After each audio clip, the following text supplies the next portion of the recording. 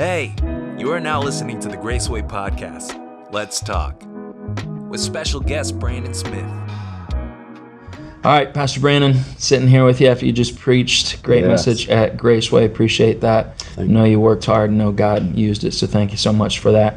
So you're kind of extra new at Graceway, right? Yes, just sir. Because not only was that your first sermon, but you came during COVID. Yes, sir. So a lot of people haven't had the opportunity to be around you, to kind of hear your story. We'll get into your story another time, but I'm interested just because you're our student pastor, right? Sure. And so excited that God brought you and your family, Miss Tara and the boys.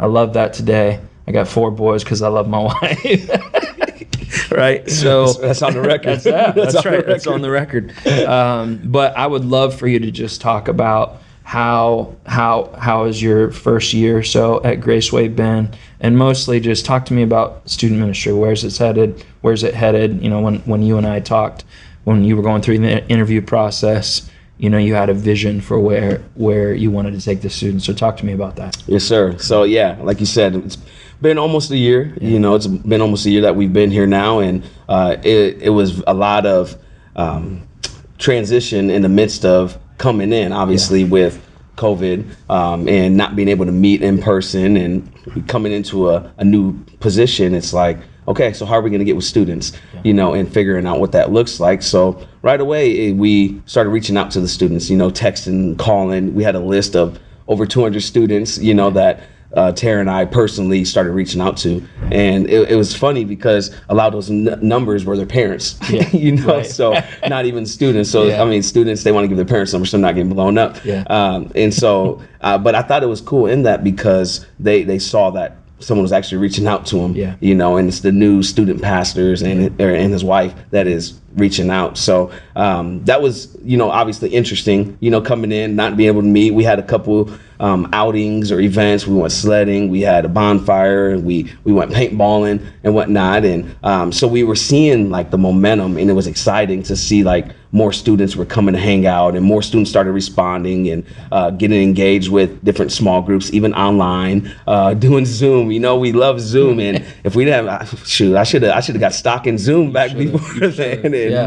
But it was exciting because more students started getting engaged, and then moving towards getting back in the building. We had a event one night, you know, the weekend of Easter, and it was built around the premise of there's one night until the resurrection, right? So having a great turnout with that was really exciting, and it gave me the hope and the excitement, that word, excitement, service getting ready to start. So we had our first service that next week, and that first service we had 36 students come out, you know, and even with that, I was encouraged because it was, you know, more than what had been coming. So it was really encouraging, really exciting to see that. And now, since we've been in person for 3 months now, students are inviting their friends, you know, and it's so exciting that even before service, while we're in the game room, even seeing students not even on the games, but they're just connecting, which was something that was lacking, obviously, the past 16 months. So that has been exciting to see them not even trying to check out PS4 controllers and PS5 controllers and everything, but they're just like gathering around a table just to hang out and talk. So that's awesome. That's been really exciting to see, and seeing them get back into the habit of worshiping together. You know, we just started allowing them coming down front, you know, and they're coming down front in droves, and we don't even have to invite them. They'll just come down and they're worshiping. So it's been really exciting to see them get plugged back in and start even taking ownership in their youth group, you know. So some of them starting to ask if they can serve in different capacities. They're serving, and it's like, this is your group. And it's exciting that I don't have to try to pry teeth or pry them to serve. So that's been pretty exciting that's good. Right now. That's good. And as you look into the future, what are some things you're excited about? What are some things that you're hoping see God do? And talk to me about kind of the vision that God's put on your heart. Yeah, so my hope and obviously desire, which should be church period, right, Sure. is that this isn't just a social club for the saved, Yeah. you know, and youth groups can get like that, Yes, right? sure. Obviously, we know that they can get cliquish Yep. and whatnot, and they have their specific circles that they stick to, Yeah. and the athletes, the band kids, the smart kids. I'm not going to say the other word for the smart kids, you know. Sure, right. But the kids like video games and whatnot. It can get really cliquish, and then just think that it's a social club. Yeah. And even since we started meeting, I've been telling the students that I don't want this to be just a social club for the saved. Yeah. You know, we already have enough of those. This Yes. should be a hospital for the sick. Yeah. So my heart and my vision is, and I don't want to get emotional about it right now, No, man, get emotional. is that kids are literally dragging, you know, their friends to be a part of the house, you know, not just because of the building, but because of the body. Yeah. Right. So that's where my heart is for. And I see that because I see when we're having multiple guests come week after week, and then they come that first through four, you know, we're tracking it, you know, and seeing how often they're coming. And then it's like, okay, now you're in a small group and whatnot. So that's what I'm really excited about. And I know we're going to talk about youth camp, but that leads into youth camp, you know, and coming back from youth camp, we got a lot of kids going, and it's like, okay, now we got that momentum, and we can use that as, you know, leverage to get those kids in the building, and get them in small groups and get them connected. So that's what I'm really looking forward to, man. That's the vision of where kids are literally not cutting a hole in the ceiling, because that would cost a lot of money, but they're scratching, they're clawing to get into the presence of God. Yes. And that's what we're looking forward to. That's what we're man. looking for. Yeah. Yes, sir. So you talked about student camp. We're excited. Yeah. You know, when we weren't able to do it last year. You come. We had to cancel student camp. It was such a bummer. Yeah. And we didn't really know what to expect this year, right? Yeah. I mean, the numbers that y'all were hoping for, I was like, that. You know, we started believing that God was going to do an illogical thing, right? Sir. Which He has. I mean, we're running out of space at this camp, which is an amazing thing. The church has gotten behind it. People have been giving. We're able to scholarship kids. So it feels like there's a lot of momentum as you guys go. But talk to me about what you're hoping to see happen when you're there. Man, camp is such a impactful time. Yeah. That I hope that every student gets to experience at least once in their lifetime. Yeah. I didn't get that, you know, growing up. I never went to youth camp. Really? My first time going to youth camp was as a pastor. Wow.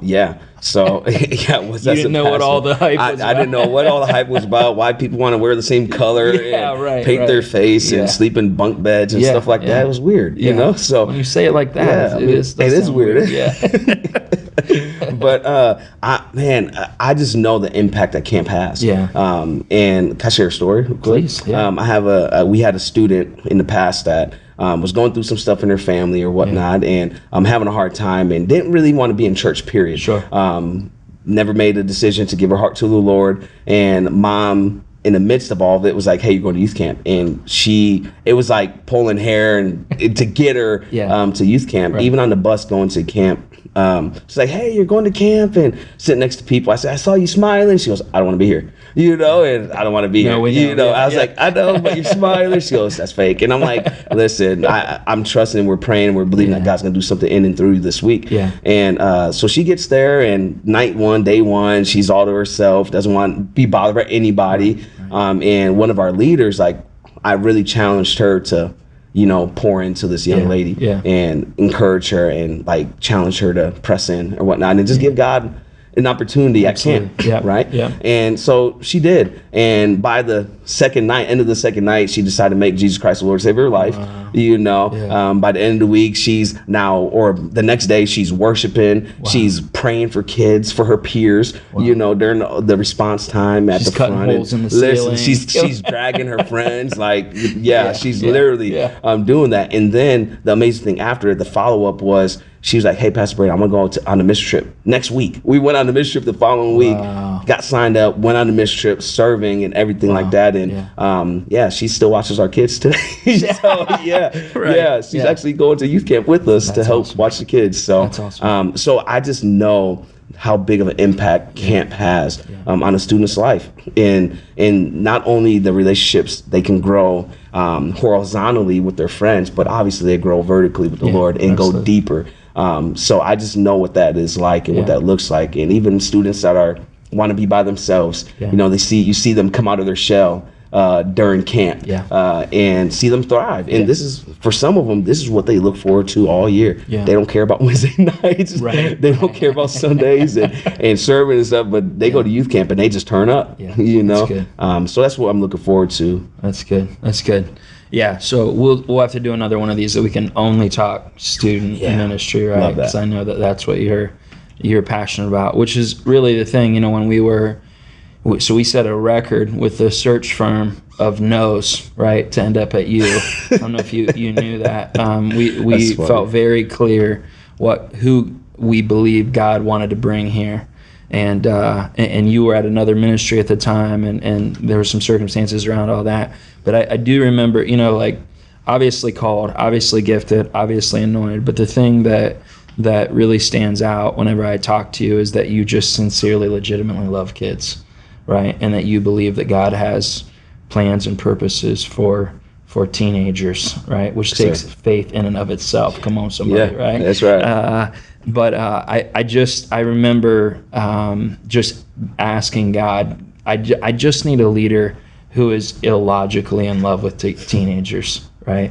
And when I listen to you talk, I just know that God answered that prayer. So I'm really grateful for that. Let's talk about your sermon today, all right? So you made a statement at the end. You said something to the effect of, forgive me if I don't get it exactly right, I'm sure you said it better than I'm about to. But you said, you know, who can stand in the way of God doing a new thing in your life? And you kind of let space for people to answer. And then you said, not the devil. We give the devil too much credit. We either ignore him or we give him too much credit, it feels like, right? Right. And you said it's you. You can be your own worst enemy in the face of what God's trying to do. So unpack that a little bit for me. How have you seen people be their own worst enemy, you know, as God's trying to draw them, call them, lead them, all that? Yeah. Well, I think the first thing is we put a lid on what we believe God can do in and through us.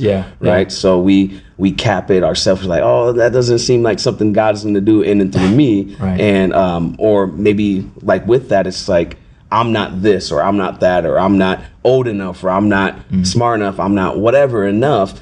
So we put a lid on what God wants to do in and through us. So it's like, that's why I said that we can be the one that stops it, because literally God could be wanting to do this new thing in us, and he's pouring out that new thing, and then we're just like, and we put a lid, so then it's like he can't pour into it, you know. So I believe that we could be our own lid, but then we can also be not only our worst enemy in that, but when we're so full of ourselves, right? That's something that I didn't say today, but I think that is a big thing, that we can be so full of ourselves that when God is trying to pour out into us, it's like, well, you're already full of yourself. There's no room. Yeah, that's good. So I think that that's a big thing, like, in how we can be the one that stops it, putting on our own lids, and then not allowing God to pour into us by emptying ourselves out, right? I mean, John says that I decrease so that he can increase. You know, I must decrease. But yet, so often we're like, well, this is mine, and I'm comfortable with this. And that can be another thing, is just being comfortable, man. Just being comfortable with where we're at, you know, being comfortable with the things that we already have, and not open to God doing a new thing in our lives. So those three things can be huge to stop that flow of the newness of what God is wanting to do in our lives as well. And I think obviously there's more to that. Of course. That we're going to get into, where we can stop that flow. But those three things, I would say, are kind of the biggest, you know, of how we can stop it ourselves. Right on. So, you know, I think really insightful. I think probably I would add to that. You said at the end, we're trying to drive into our future by looking in our rearview mirror when we've got this big window in front of us of everything that's coming, but I can't see it because I'm looking back. So we get stuck in our past, can't receive what God's trying to do in the future. Talk to me just a little bit about that. You kind of talked about that toward the end there. would you pastor people through letting go? Because there's a reason we're stuck to it, right? Yes, sir. Traumas or hurts, or we're believing things that somebody has said or somebody has done. So pastor people through letting go of those things so you can look into the future. Yeah. So I think the biggest thing with that in looking in the rearview mirror, it's obviously dangerous, driving out of it. Yeah. Like you said, you got the big windshield in front of you. Yeah. But we're supposed to use that as a point of reference, right? To look where we come from, but not to stay focused in that. Yeah. That's where it gets dangerous. Yeah. You don't see people in their cars on the highway on I-70 or whatever, just driving, looking up out of their mirror. Yeah. Because it'd be dangerous. Yeah. But yet we do that in our walk, in our relationships and whatnot, thinking, okay, well, God has done this and he's going to do the exact same thing. So we're driving out of that mirror, and God's like, I'm trying to do something new in front of you, but you can't perceive it. Like God told the prophet Isaiah, it's like, can you not perceive it? I'm doing a new thing. Yeah. And when we're stuck in the past or stuck in the old ways of doing things, we can miss that new thing and we can't perceive it. Yeah. So I think the biggest thing with that and breaking that or getting away from it is obviously focusing on God. Yeah, right? sure. Number one is just focusing on the Lord. Stop looking at the past in regards to not just being a reference point, but being as a driving mark. Use it as a reference point and focus your gaze and your attention on Jesus. And what he wants to do in front of you.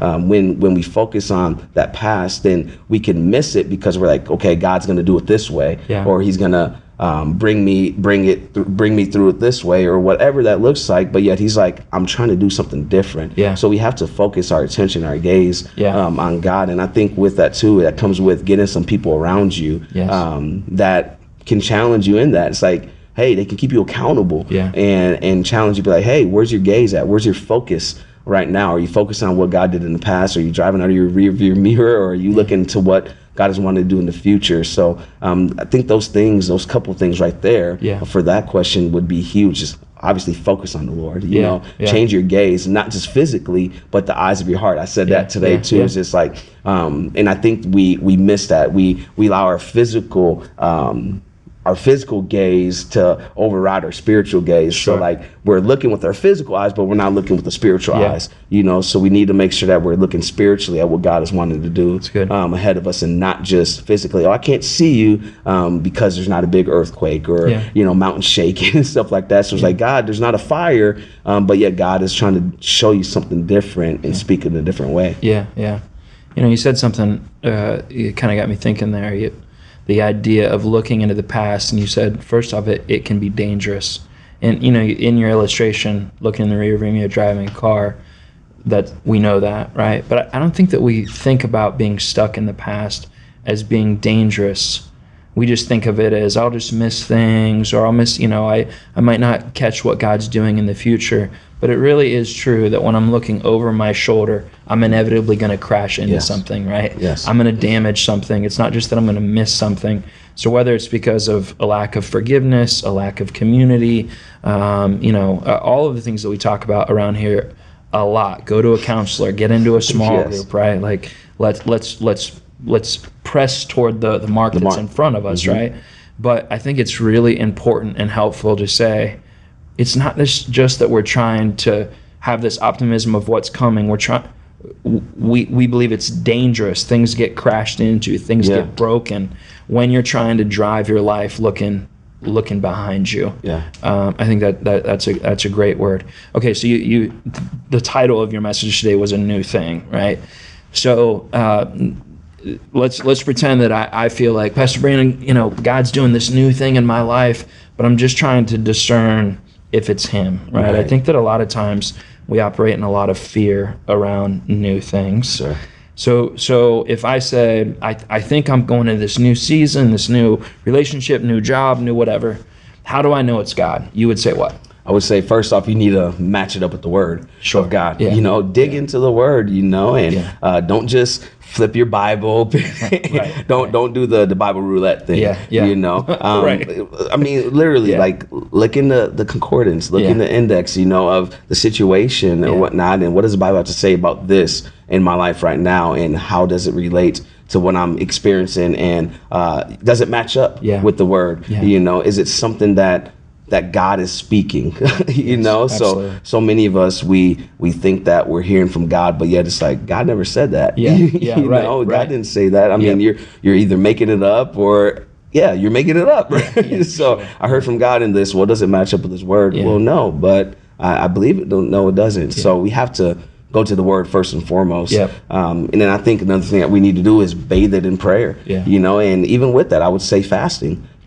Fasting and prayer, prayer and fasting, you know, spending time that is consecrated solely to seeking the face of God is key. When you're trying to say, okay, is this a new thing that God is really doing in my life? It's like, okay, well, let's write it down. Write it down. Without the plan, people perish, you know, without the vision. So write it down, you know, and make it plain. And then pray around that, circles. Literally, I would say pray circles around that and fast around that too. You know, we fast for specific reasons, you know, well, we should. You know, we should have a specific reason why we're going into fasting when we're doing that or whatnot. But do it strategically around, okay, God, is this something from you, you know, that you're speaking to me? So prayer and fasting. And then I think wise counsel is huge. And not just going to anybody, right? I mean, not going to Uncle Bob or Uncle Joe or whoever or auntie or granny, whatever, you know, go to godly counsel. Not just wise counsel, godly counsel. You know, those that have experienced, you know, these type of things as well. And not all counsel is good counsel, you know, and so we got to be very cognitive of who we're allowing to be a voice in our lives, not just our friends, not just Google, right? Because I mean, let's be real. We'll go to that. We'll go to Bible Gateway, and let's go to godly counsel as well, man. So I think that's very, very important. And then I think that another thing that we need to make sure that we're doing is knowing who we're surrounding ourselves with. You know, do they have, you know, the same goals, you know, in our lives as we are, and getting plugged in with the people that are around us is huge. And then with that, serving. I think that when you're serving, you can hear the heart of God in it as well. So I think those few things are very key, are very important when we're trying to discern, like you said, and differentiate, is this God or is this not? You know, I think those are very key things that we have to do in our lives in order to realize, okay, is this new thing from God or is it not, or is it from myself? So we got the make sure we're going to the Word, we're having prayer and fasting, godly counsel, and then people around us and getting plugged in and serving as well. I think those are huge. And if I could add just one thing to that, I think that a lot of times in our zeal to follow God, we have some fear around it, right? So I think as you're pursuing God, just being courageous in that, right? Just believing that God is capable of speaking to you, believing I'm capable of hearing from God, believing that God wants better for my life than I do, right? God's not trying to drive me off a cliff. And believing that if I make a mistake, grace is a real thing. It's okay, right? But those kind of rhythms, those pillars that you put in place, I think in the absence of those, maybe don't be so courageous, right? But if those things are in place, man, be courageous. It's a new thing that God is doing. It's going to take some faith and courage for you to step into it. But God's going to be faithful to do what He promised. And with that, I would just share, even today after speaking, you know, both services, we had people come down to the front, right, and say, you know, I believe that God is doing a new thing in me. And I'm like, man, it took courage for you to come down here and even say that. That's right. Right? It's a great start. There was a lady, the second service, and obviously I'm not going to say her name, but she came down and she saw there was a lot of people around me, students, you know, talking and whatnot, and she walked away. And I told another person, I said, hey, go get her. And they literally went after her, and she came back and she's crying already. And I just looked at her and I'm like, what's God doing? You know? And she's like, I know He's doing something new, but I just had to walk away because I didn't want to bother you. And that is a lie that the enemy wants us to believe too, that we're bothering people or people are too busy or whatnot. So it took her to have courage to even come back. And I just celebrated that. I said, look, it took a lot of courage for you to come back down here the second time, right? You were standing there, you were waiting for me, and then you walked away, and then you came back. So that, just to add to that courage piece, I think it's huge. That's good. Well, look, man, we'll do this again sometime, but I just want you to know just how proud I am of you and your family. Appreciate your pastor's heart, your walk with God. Just trust that you walk with and hear from God. I can't tell you how much that means to me, how excited I am about your leadership and about students. I mean, I'm going to put you're going to be all three of my kids' pastors. Yeah, that's right. So we'll pray hard, but I trust you, and I'm grateful for you and glad you're here. Thank you, Pastor. Appreciate you guys. Right. Love you guys. Thanks for tuning into the Graceway Experience. Hope we can talk again sometime.